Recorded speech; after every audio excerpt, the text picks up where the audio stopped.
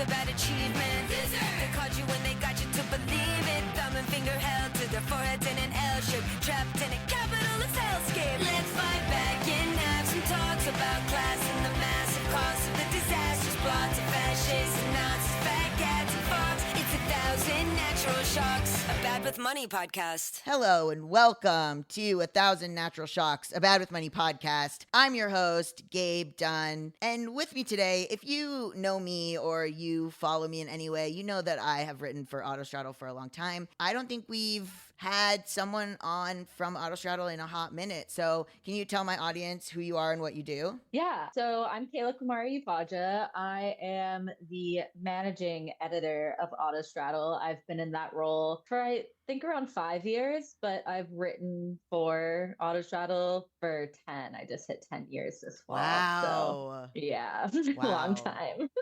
So more than that, I find you and your wife fascinating. I'm sure people do for a lot of reasons, because is love real? Who can say? But also because I left Florida as a queer person. I said, no more, no thank you. But that was when I was 18 years old. And then I have often said it would be hard for me to go back for a lot of reasons. And I think people have written into this show. We talked, from not in an official capacity, but I've talked to people about, why don't you just abandon these red states? Why don't you just, everybody leave and go to the blue states? And I was wondering, how did you guys end up in Florida and why have you stayed? Yeah, so my wife, the author Kristen Arnett, she was born and raised here and didn't really have the means to leave for a long time. Got pregnant pretty young, had her son, and was here for kind of just logistical reasons. It was the place she was born, but she also really fell in love with it. And so much of her writing is set here. And it's a place she really, really deeply cares about. But she really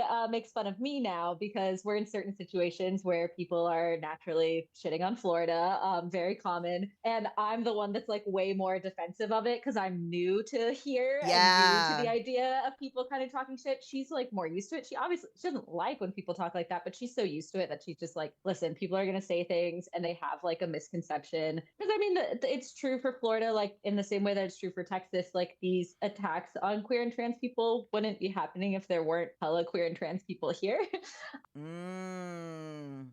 don't want to be too long-winded about it, but I really don't think I understood the power and extent of like chosen family and like queer community until I was in a place like Florida. Like I was coming here from New York and I had plenty of queer friends and things in New York and we did lots of queer things together and it was great in my 20s, especially just kind of going out and things like that. But was I really building like a community per se? No, I had like a social group. I had like, and it still meant something, but here, there's something about being here with not only like the legislative and political attacks, but even just living through hurricanes. And, that's true everywhere now. Everywhere is living through natural disasters. But Florida and Floridians are so used to that kind of like, you have to know your neighbors during a hurricane. You have to kind of like pool resources and just, I don't know, it just, the whole kind of chosen family clicked for me in a way it hadn't until I was in a place where it was, a little harder to be queer. Yeah, I don't love when people shit on it either, but I have such a defensive, it's both I can shit on it, and then if somebody agrees, I'm like, no, what? That's no. Yeah, that seems like the classic experience. Right? Yeah. It is. I love that your wife's writing is set in Florida. That's what drew me to it initially. It's hard because Florida is so pocketed. I grew up in Fort Lauderdale, which is close to Miami, but so different from Miami. And I was in more of a religious community than I was in any sort of other social sphere. So I had a bad experience because it was super religious, but I don't know that I would have had the same experience in a non-religious setting. However, my sister did go to public school and it was a bit lawless. They were sort of able to do whatever they wanted. And she would leave school to get, lunch and like all this kind of, I mean, I don't know, it's probably like the 2000s, but there doesn't seem to be a whole lot of strictness and a whole lot of academic rigor, I would say. Yeah. And there was the freedom to play into that and also the freedom to be goofy in a sense. No, I totally know what you mean. The thing about queer family is really important, I think, to stress on this show because you're right. There is an element of taking it for granted. Yeah. I'm going to circle back to hurricanes, but what sort of queer family have you found? It's interesting because you're in Orlando and there's a lot of talk about Orlando because of Pulse. And there's all this kind of stuff happening now around the memorial for the Pulse shooting. I have had an interesting Florida experience because, as you mentioned, there are so many pockets of Florida, and I've experienced two extremely different pockets. We were in Miami for 2 years. That was meant to be sort of a compromise. Some background, I had never set foot in Florida until I started dating Kristen. We met on Twitter. I was in New York. She was down here. I'd never been to Disney. I'd never been on a family vacation or something. Like, I had never been to the state. My first time in the state was to see her. So that's how new to Florida I am. And Miami was supposed to be kind of our compromise of let's both move to a place that's new for each of us, and never really found our people in Miami. Part of that was the time that we moved there. It was very early COVID and we weren't able to, take advantage of all the kind of cultural institutions and bookstores and things like that were there because we weren't doing anything in person. Anecdotally, I did observe that the Miami queer scene was very segregated between gays and lesbians. Yeah. I'm sure there are spaces that exist where that wasn't the case, but a lot of the spaces we were in, that was the case. And Miami obviously does have this very queer reputation, but it really is kind of capital G gay reputation, I would say, like the South Beach kind of scene, all that. Be going to kind of like queer nightlife things or social things, and it was very kind of stratified in that way, which was similar to my experience of New York, honestly.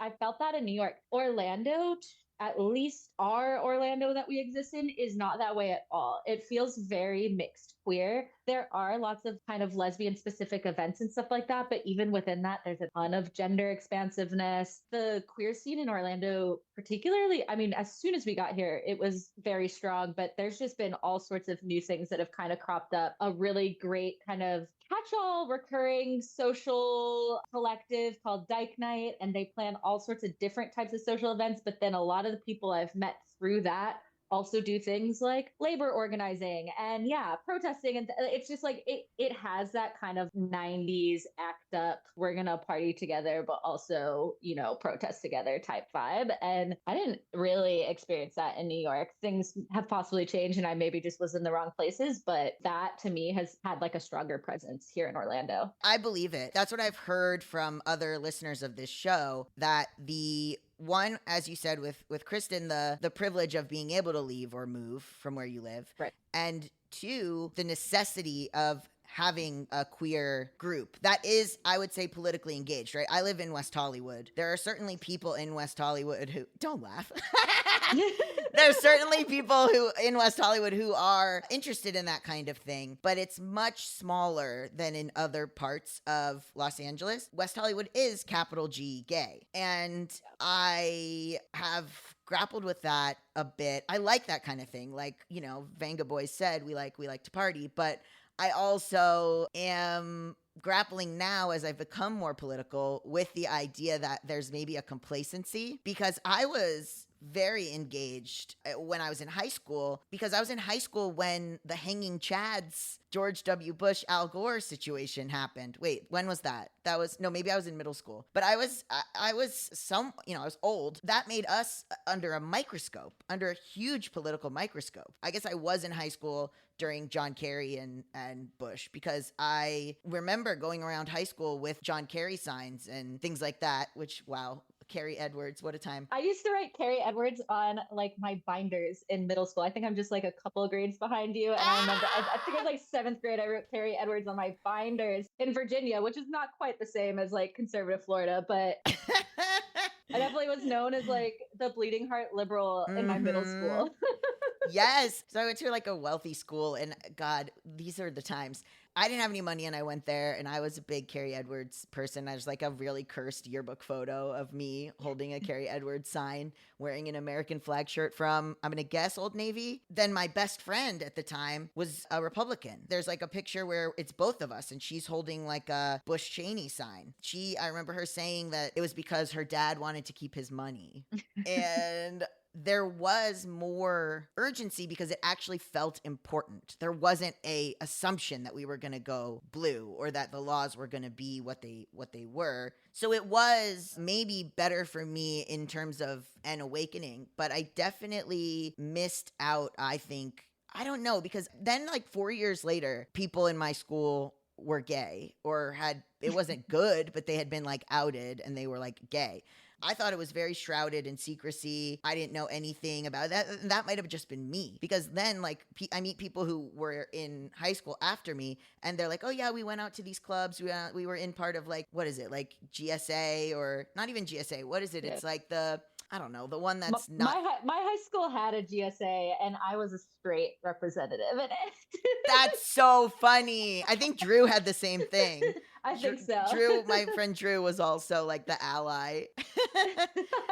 Why were you in that? Did you really think you were straight? Yeah, I really did. And I went to performing arts high school. So even though I was in Virginia, and if I'd gone to just like my normal public school, probably there wouldn't have been a lot of gay kids. There were not only gay kids, but also out gay teachers at my school. It was a public school, but it was performing arts. And that was huge. There were like adult lesbians in my life as a teenager. And like some of those women I still have a friendship with and stuff, because they were so meaningful to me before I could even really identify that. Wow. I was like, I love English teachers.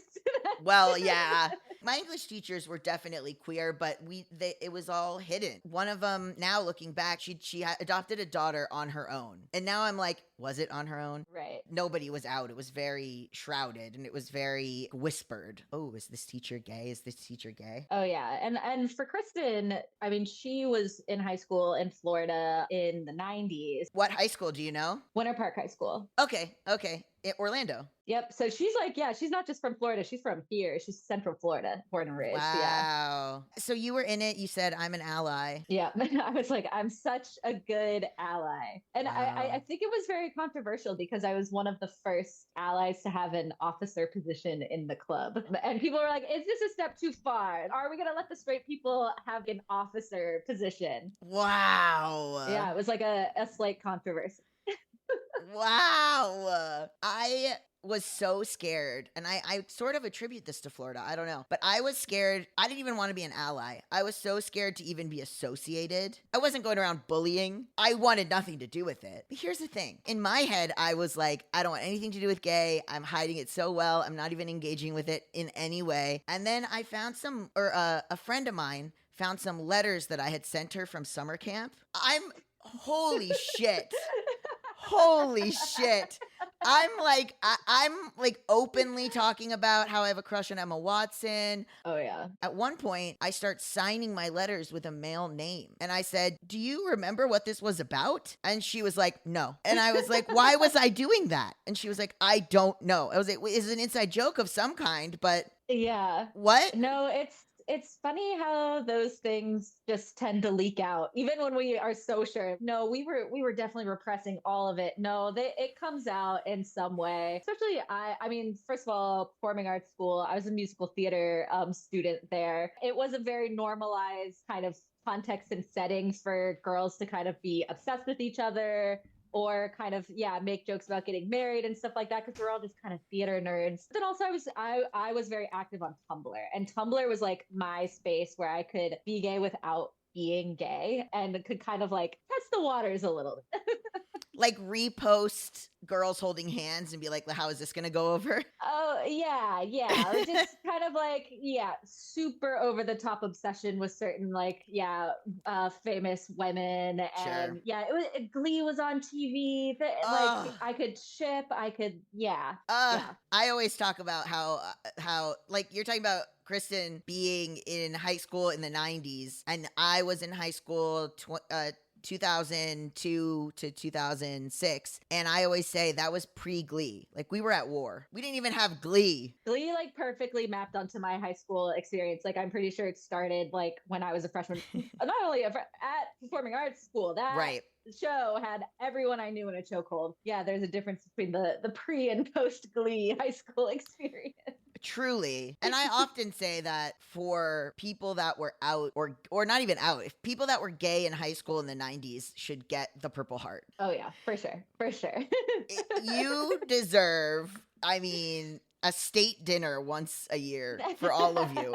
Like, it's so much. Thank you for your service. Absolutely. Yeah, I wanted nothing to do with it. So then I feel like I missed out on a lot of queerness in Florida that I learned about later. People saying, Right. oh, we went to Wilton Manors, we went to the lesbian bars, we went to, I think the lesbian bars are closed there now. But yeah, there aren't any in the state. I would have to double check that, but because then a new one opened, but they have since closed. So I don't think there's any like designated lesbian bars. There's a very popular lesbian night at one of the queer clubs here in Orlando that happens every week, and it's very popular, and people like travel in for it. what is it called? It's called Girl the Party. Ha! Love it. Love it. Girl the Party. And there's a great kind of longtime lesbian burlesque troupe that they're kind of behind it. They perform and they're great. Every time I go, I'm like, there are so many lesbians here. That's why I'm like, if people think there aren't queer people in Florida, get them to Girl the Party and they will see just how many lesbians are in Central Florida. And that's just Central Florida. But yeah, or like you brought up Wilton Manors, like that was just being an outsider to Florida. I didn't know anything about Wilton Manors. And that's one of the biggest gay kind of towns in the country. Yeah. And just people kind of on the outside don't really know about it. That's in Florida. It's up there with P-Town. Before it closed years and years ago, I went to the G-Spot, which was a lesbian bar in Wilton Manors, and I ran into some people from my high school. Wow. It was like two Spider-Mans pointing at each other. It was just like, what? That's so good. Yeah. I had a question too about, okay, first of all, what kind of lesbians are at Girl the Night? Because here's my Florida thought, and sorry to Florida if this isn't true. There's a lot of hey mamas lesbians. Yeah. They're definitely showing up to that party for sure. Sometimes when I'm there, I'm like, it could be 2006. Right? Or 2026. There is like a little bit of a, are we reliving the L word type moment? But it's big enough where it's a pretty mixed crowd. I'm also pretty known for rolling deep with a group of gay men who like to come with me.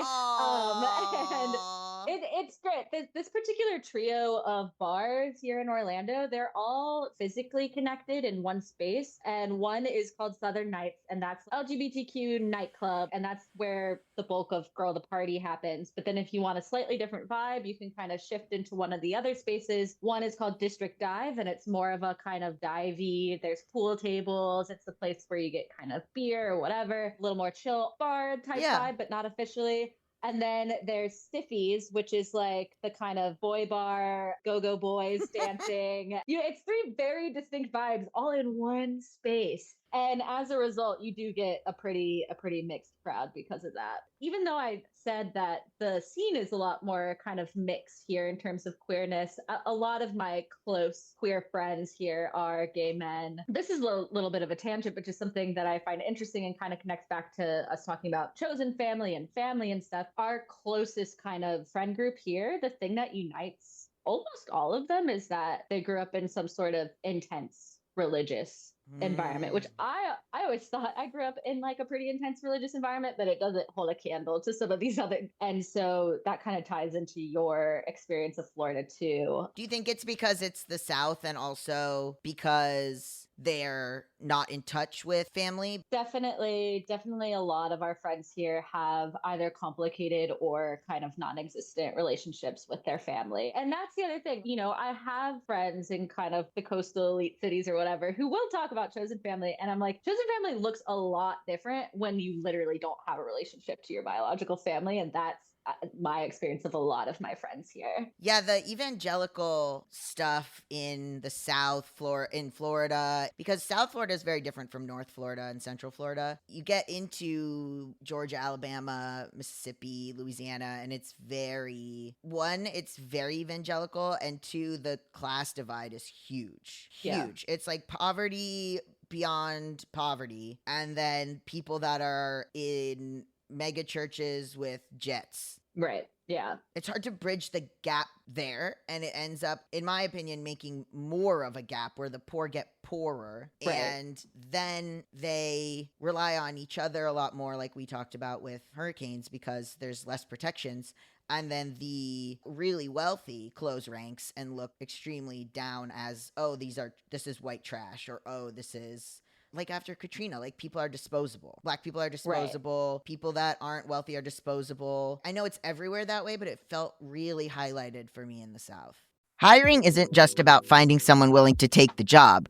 I need the right person with the right background who can move our business forward. If I wanted candidates who match what I'm looking for, I'd trust Indeed-sponsored jobs. I actually found my job on Indeed, and it was so easy to search through what I wanted to do and my skills and find the right place that was looking for exactly what I could offer. Hiring, Indeed is all you need. Stop struggling to get your job post even seen on other sites. Give your job the best chance to be seen with Indeed-sponsored jobs. They help you stand out and hire quality candidates who can drive the results you need. Sponsored jobs boost your posts for quality candidates so you can reach the exact people you want faster. And it makes a big difference. According to Indeed data, sponsored jobs posted directly on Indeed are 90% more likely to report a hire than non-sponsored jobs because you reach a bigger pool of quality candidates. Join the 1.6 million companies that sponsor their jobs with Indeed. Spend more time interviewing candidates who check all your boxes. Less stress, less time, more results. Now with Indeed sponsored jobs. And listeners of this show will get a $75 sponsored job credit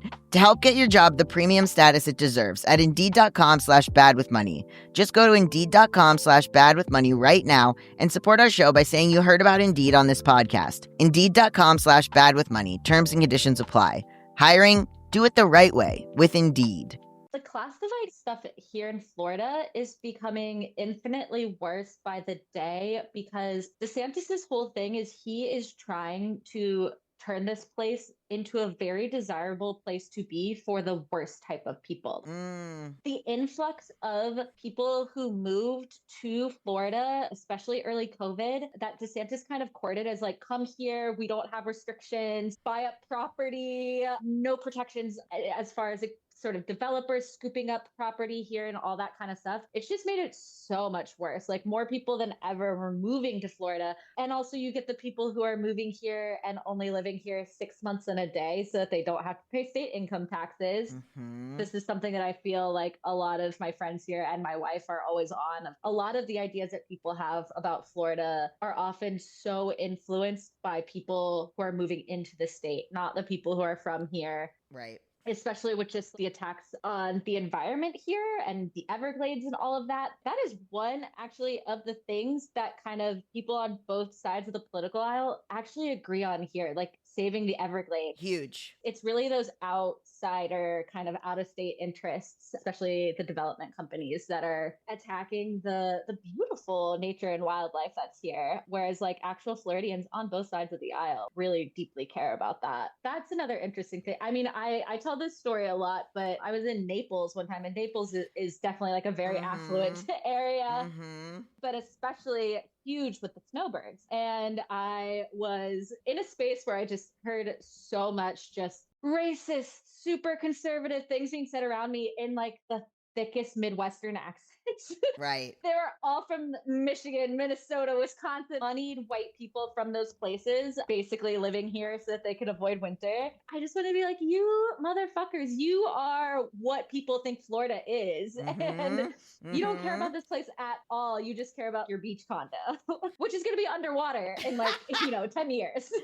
The Floridians from Florida are people of color. It's a mix of, you go down to certain certain places, it's Jamaican food, Cuban food. Those people that you're talking about are not from here. I wrote a piece about this because it was so confusing to me how, everything that used to be normal is suddenly woke in DEI. Speaking of the Everglades, we learned over and over again in Florida in school the Everglades are really important. Don't throw trash. You have to make sure that the Everglades are saved. We learn that every single year. And then also, weirdly, I remember we learned a lot about the Seminole tribe and the Seminole tribe that lived there, and they had a big hand in everything. You could see the building that was Seminole Nation and the Hard Rock Cafe owned by Seminole. The Seminole tribe is very present. Absolutely. So then now to see that as I've grown up in the last 20 years, all of a sudden that stuff is woke and DEI and Democrats, and it's so different than what I was taught. I went and looked back because I went to Nova Blanche Foreman Elementary School. I found the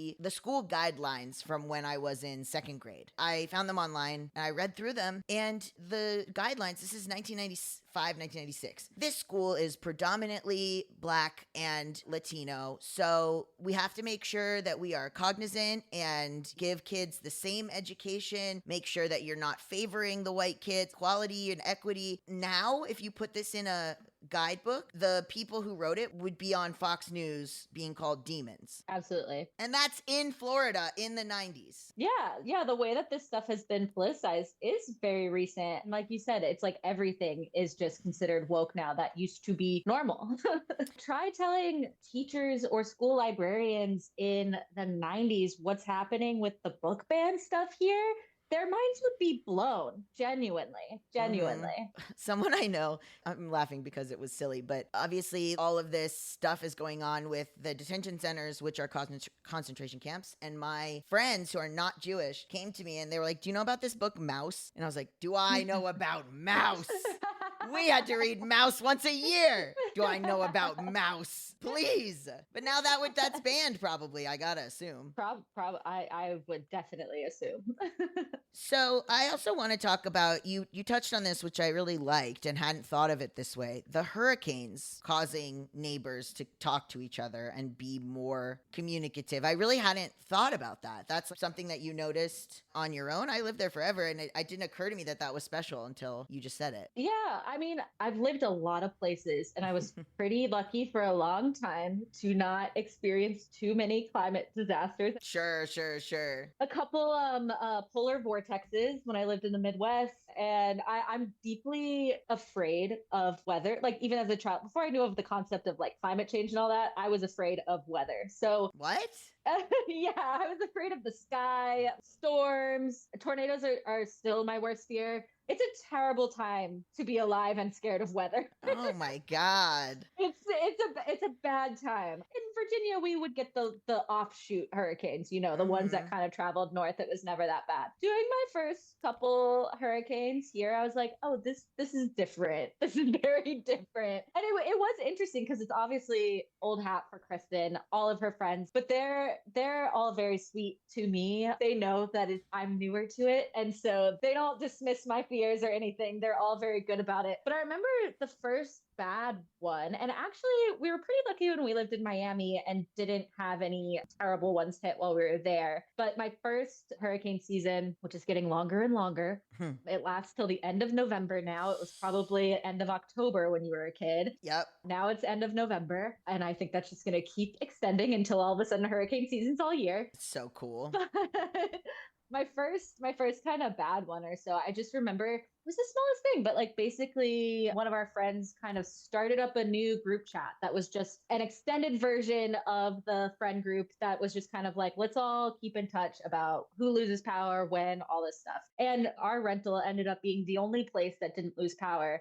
So we kind of turned into like a little hurricane hotel. Our friends would come by, they would take their hot showers, they would charge their phones and things like that. And it was such a small thing, but I was like, oh, this is cool. Like, this just kind of happened very organically. Like, it wasn't some sort of organized mutual aid type that it was just like, Yeah. we're a friend group and now we're going to like make sure that we're taking care of each other during this storm. And I don't think I'd really been in a situation exactly like that before. Yeah, now that I'm thinking back on growing up, we knew everyone on our street pretty much. My parents were friends with everyone and we knew everyone on our street. You would hunker down together. Mm-hmm. Our house had a hallway that didn't have windows. And so it was easy to go in there because you don't want to be near windows when it's raging. Right. One time when I was in high school and we lived on a different street, all the road got completely blocked by a tree that fell over. And so everybody needed to help everybody go and get stuff and come back, and because the cars weren't able to go. And now that I'm thinking of it, I never thought that was unique, that you would go and plug your house into someone else's generator. Or that also is making me sad, Kayla, because it's like this thing that used to be normal and now it's like, this is communism. Exactly.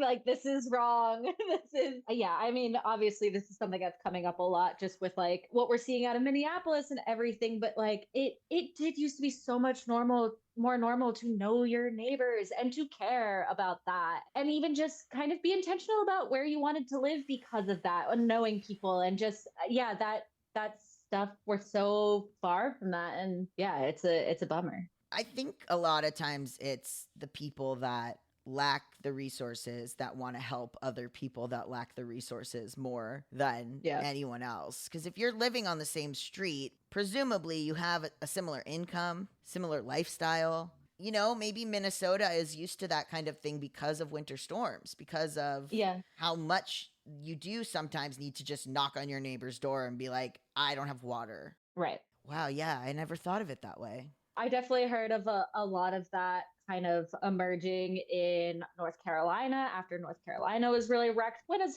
North Carolina been wrecked by a hurricane? And when that happened a couple hurricane seasons ago, there were people without water for really long periods of time. My parents in Richmond, Virginia, they were impacted by a huge freeze that took out water in like the entire city. And I think that was a totally new experience for my parents too.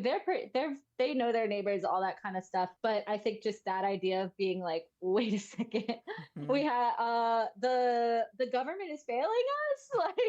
like oh God. What? like Maybe boomers have a different thing. I don't know. My parents love to chat with neighbors, and they just moved to Temecula, and they're in like a neighborhood where there's families on either side of them. Usually it's for school district and stuff, but they just moved there. And if the dad of the family next door is outside, my dad, who does not have the best ability to gauge when other people are bored, is like, oh, let me go talk. I don't know his name. Let me go talk to Tyler. I'm like, Tyler doesn't want to talk to you. But Tyler's on a ladder and he can't go anywhere. And my dad's like, oh, I love you, Dad. He's like, oh, yeah, Spectrum said this thing to me. I looked it up and like, it seems like maybe Verizon's a better internet thing. I'm going to go ask Tyler, who's on a ladder doing something else. And my dad's just going to go over and be like, hey, so what internet are you thinking is better for us? But like, that's what you would do. You're not going to go on. My dad's not going on Reddit to look for like what internet is best. He's going to go ask this fucking 40-year-old man. I actually love that. I love that your dad is preserving ask a person culture. He loves it. I love that because too many people are asking fucking ChatGPT. And so when they should be asking Tyler. Exactly. I play tennis. That's like a big part of my life here in Central Florida, but it's very interesting because I am around people that I otherwise would never be around, by which I mean kind of like wealthy suburban moms. And so often they're asking ChatGPT about recipes and things like that. And I'm like, pick up the phone and call your friend. And they talk about it in a way where it's like, well, this is just how it is now. How did you used to get the chicken recipe in the past? You would call your mom, you would call your aunt, you would call your friend. Because I care a lot about food too. And the idea of relying on AI for anything, I hate AI for everything. I'm like, it can't taste food. It can't eat. It doesn't know what a tomato tastes like. Oh my God. It can't eat is so funny. How does it even know it's good? Exactly. That's so funny. Ask Tyler on the ladder. Go bother Tyler. Go bother Tyler, please. Yeah, he loves to chat to people. And it's a toss-up. He'll be like, oh, we got along so well. And I'm like, I would say 90% of the time they really did. But 10%, I'm like, were they getting along? You're like, I want to hear Tyler's side. Yeah. In Tyler's mind, the 80-year-old man who lives next door won't leave him the fuck alone. No, maybe he likes it. I don't know. But yeah, the idea of community, and then that bleeding over into the queer community when you don't have as many options. And when, I mean, I've heard that a lot. I'm sure people listening to this who are rural queers feel that similarly. When you have so many options of where to hang out, you're divided. But if there's, Totally. The queer coffee shop, or this is the night, this is the dyke night, then that's where you're going to go. Totally. Yeah. People show up, and even just for author events, things like that. Yeah. Like, people really do show up to support queer artists. We have an incredible independent movie theater here in Orlando. It's wild how good it is. The type of programming that they do, I'm like, I didn't have this in New York. I wasn't seeing But I'm a Cheerleader like with a talk back with Clea and Natasha in New York. Like that's happening in Orlando? What? And the drag scene, you go, and here you can see drag all the time. Even when I would tour, and I'm sure you guys know this, that when you tour, you do a book tour or whatever, nobody's going to come in LA. Yeah. If you're from LA, people have, there's too many options. But if you're going to middle of nowhere, you're the biggest thing happening. Oh, yeah. They're all going to go. I think it's a mistake when musicians, especially a smaller, like, known musician, or also comedians, when they skip Orlando, I'm like, you're missing out. We saw Tignataro here. That room was packed with every lesbian of a certain age. Yeah. For a 50-mile radius. Right. And everyone was just so happy to be there. And she said something really nice, because sometimes I've been in situations where I've gone to shows, either comedians or musicians or whatever, and they are performing in Florida and shitting on Florida. And of course, it's not people who are from here. I saw a comedian who I really enjoyed one time who was living in Florida later in the pandemic, post-vaccine and stuff, but definitely very clearly like living in Florida to kind of make use of the warm weather and just kind of the space, having more space than in New York, and working on a special, and then like opened with like just kind of shitting on this place. And I was like, you're here benefiting from this. What are you talking about? But then on the other side of that, there have been performers who have come, and artists who have come through who are not from here, who do not live here, but have really, really lovely things to say. Tig was one of them. Matt Rogers was one of them. Kind of say things of like, I'll always come to this place so long as y'all have me. And it's such a rare sentiment, I feel like, from people like that, that it kind of stands out. Finally, I'm just curious about, you mentioned Ron DeSantis, and how much do you guys pay attention to what's going on there, and how are you in whiplash sometimes from the laws, or how much do you think, oh, this is going to affect us, or what? I say this in California as if I'm not constantly being, I think also now that I say it, it's that thing of, oh, well, we're going to be safe in California. You won't. Good luck. Yeah, I mean, how much do you guys pay attention to that? How much power do you think people have in Florida, or what's the pushback? Whiplash is a good word for it.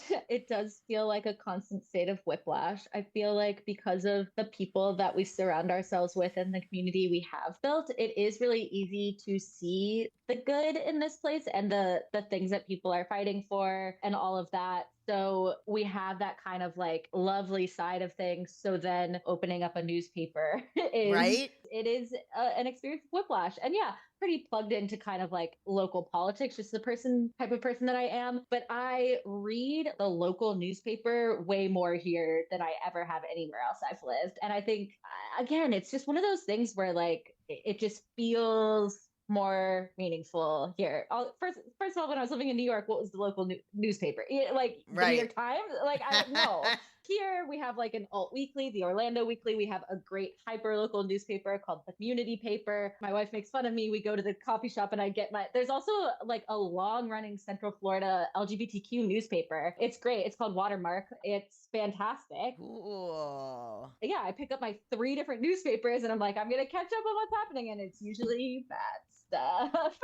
Yeah. It's usually not great. I mean, where the the Florida legislature is in session at the moment, and just the types of things that they are pushing through right now. Oh my God. I mean, some of it is all just for show. There's going to be a Charlie Kirk Remembrance Day officially kind of codified. Stuff like that where I'm just like, okay, Right. Republicans are such queens sometimes. This is just pageantry.